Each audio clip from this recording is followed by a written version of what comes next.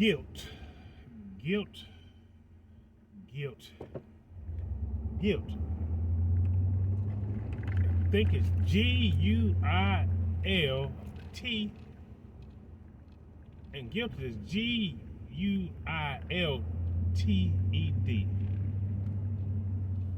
Well, some of you folks out there that,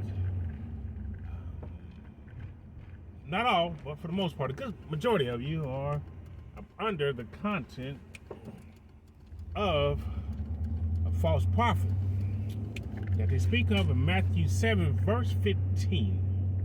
And they use the word guilt. They use the word guilt. They use the word guilt, and they know how to use it very manipulative.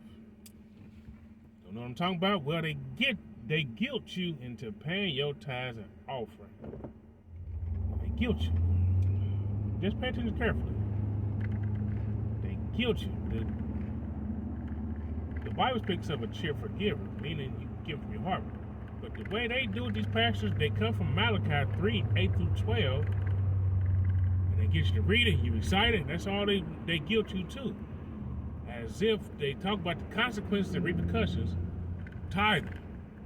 Then someone come back to, I'm going to give you a little more, you can give a little more, and then some even have special offerings where you give some more.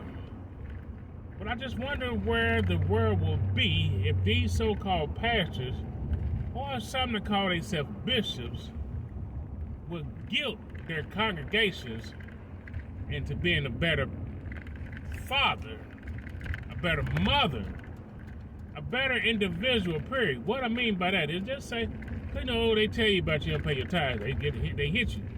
You know, when your car break down and the motor fall out, that's because you didn't pay your tithes. Well, why won't they use the guilt thing? And as far as someone being a better father, like that's why when you grow up, your child grow up, he gonna hate you, and you gonna end up in a nursing home all by yourself. Why don't they use the guilt as far as saying someone quit bringing these children into this world in a situation where they're not gonna be successful, as far as going up in a situation where they go experience hate and bitterness from the beginning because they don't have a father.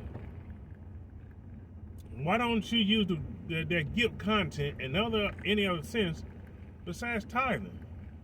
Because look at your church. Do your church have married people in your church, or do your churches have a gang of people walking around with bastard children?